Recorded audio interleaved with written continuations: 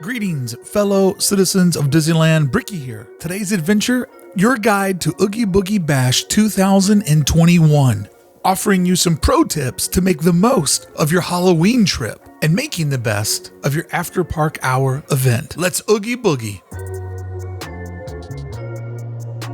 The sold out Halloween after hours special ticketed event officially begins every night at Disney's California Adventure at 6 o'clock and runs till 11 p.m. However, an Oogie Boogie ticket gets you into DCA beginning at 3 p.m. with general access to Disney's California Adventure. Your ticket is both your entrance into the park and your reservation. If you're lucky enough to acquire a ticket for one of the 25 dates, that's all you need to have a Halloween good time. My guide is how to maximize an entire day at DCA, taking full advantage of your Oogie Boogie event ticket. Let's get started by going to Google Maps and putting in your home location as where you're starting, and then Disneyland as your arrival destination. But in Google Maps, pick that you want your arrival time to be 1:30 p.m. This will allow Google Maps to calculate what time you need to leave your home or office to get to the park by 1:30. It typically takes 30 minutes to park and to get settled in going through security. Parking is not included with your ticket, but if you have a Dream Key, you're already covered.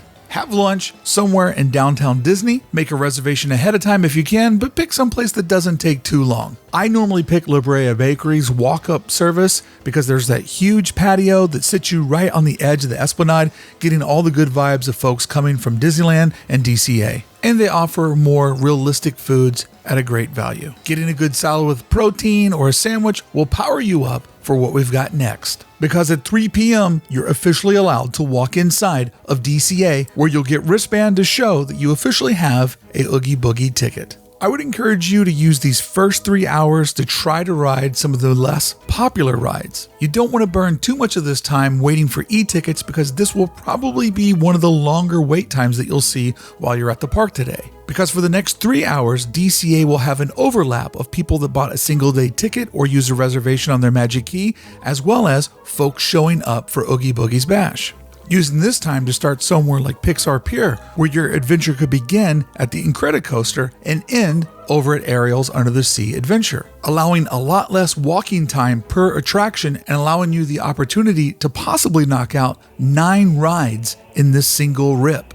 Pixar Pier is not only a great place to start because of how many attractions are close together, but this area also lacks a lot of holiday theming. So spending a lot of your time here during normal park hours, during daylight hours, you're not really giving up too much of the Halloween vibes that we want to save for later on this evening. Plaza de la Familia, I know, my Spanish accent is horrible, will give you the opportunity to see Coco dancing in the streets over at the edge of Paradise Gardens if you want to catch some good daytime Halloween vibes. All in all, this 3-hour block is a very good time to try to maximize your ride time for smaller attractions. And the closer they are to one another, the more efficient your day will be. Around 6 o'clock, it's time to get the sunset snack. Go to one of your favorite places and get a favorite snack or taste one of the rare limited edition Halloween snacks. This is also the perfect time to have a delicious cold brew iced coffee to repower and recharge for the second half of your day. But whatever your snack may be, we want you to find your way over to the Villains Grove area, which is located inside of Grizzly Peak and takes over the Redwood Creek Challenge Trail. Villains Grove opens up each evening at sunset. Getting here in the 6 o'clock hour with a tasty beverage or a snack will give you the ability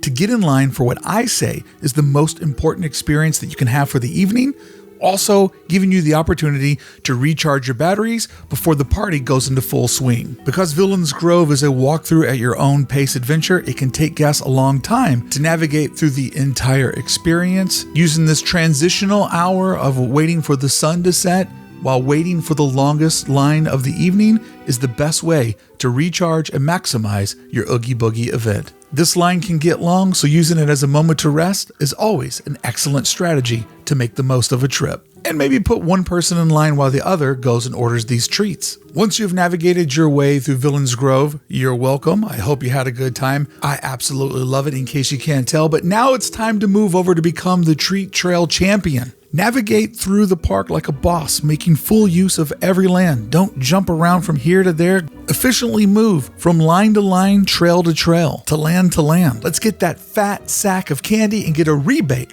on our admission to the event. And while we're at it, let's capture some amazing photos with all of the villains throughout the park, creating some very memorable moments with you in your costume, with your friends and family in front of these characters, with some epic lighting and decorating packages surrounding you all. But let's keep an eye on the clock, not because we want to go see the first parade, but because when the first parade begins at 7:50, bringing in the largest crowd of the evening, that's when we'll find some of the major attractions with some of the shortest lines we'll find for the entire evening. So while everyone else rushes over to see the first parade, let's go over and knock out Radiator Racers, maybe Monsters After Dark, or Web Slingers, a Spider-Man adventure. Once we knock that e-ticket out, let's get back to crushing the treat trails. There are 10 regular treat trails, which are the easiest ones to get in and out to get a big stack of candy. And then there are 5 immersive treat trails where you'll find one of the villains there to greet you. If you're worried about crushing all 15, maybe skip out on that e-ticket, but definitely rip the treat trails while everyone else is watching the parade.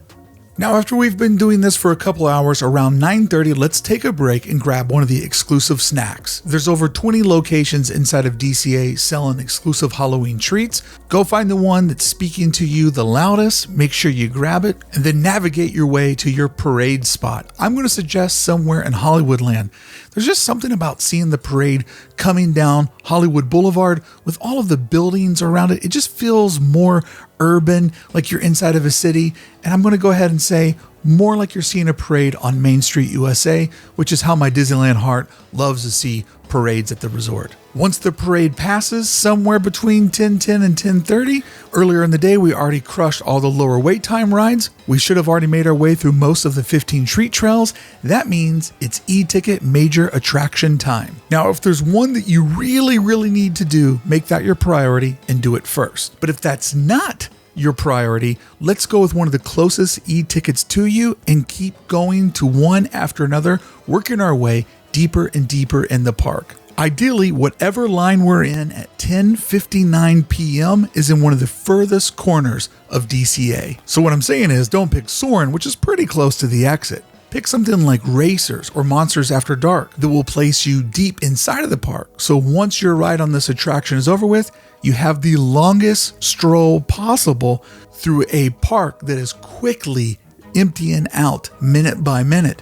This hour in here between 11 and midnight will give you some of the best hangout possibilities, amazing photo opportunities, and gives you the ability to catch some of the best vibes of the evening. I mean, if it's a magical night at the park, it's one that you never want to end.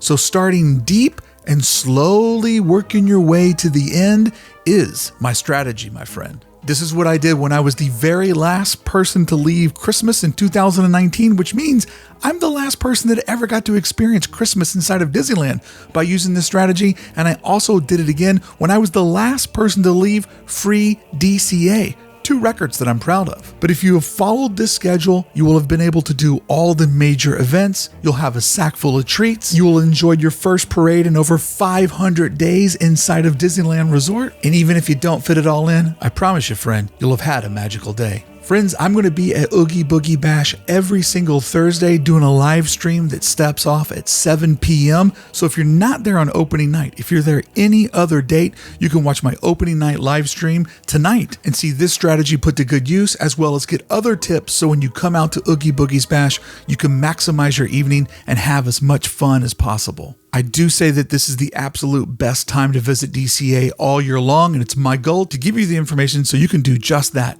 Have your best day possible at DCA and make Halloween memories with friends and family that'll last a lifetime. Whether you do it in this order or in order of your own, definitely make sure you take advantage of Villains Grove, make sure you see the parade, and do a couple of the treat trails. Some of the easier ones just to walk through and get some free snacks, but also take advantage of those immersive treat trails because these characters really do a great job of interacting with you and your family, and with all of the lighting and theatrical packages around them, it does create a much different experience than just seeing a random character in the park. Friends, I hope you've enjoyed my Oogie Boogie 2021 strategy guide. I hope this allows you to make the most of your evening. Let me know in the comments below. Did this work? Are you excited to go? Give the video a thumb up if you enjoyed this. And friend, until the next time I see you inside of Oogie Boogie's Bash, I'll see you back here on the channel with more Disneyland news tomorrow. Thank you so much to Club1313.com for making today's video possible, and thank you for showing up and letting me share with you the good news.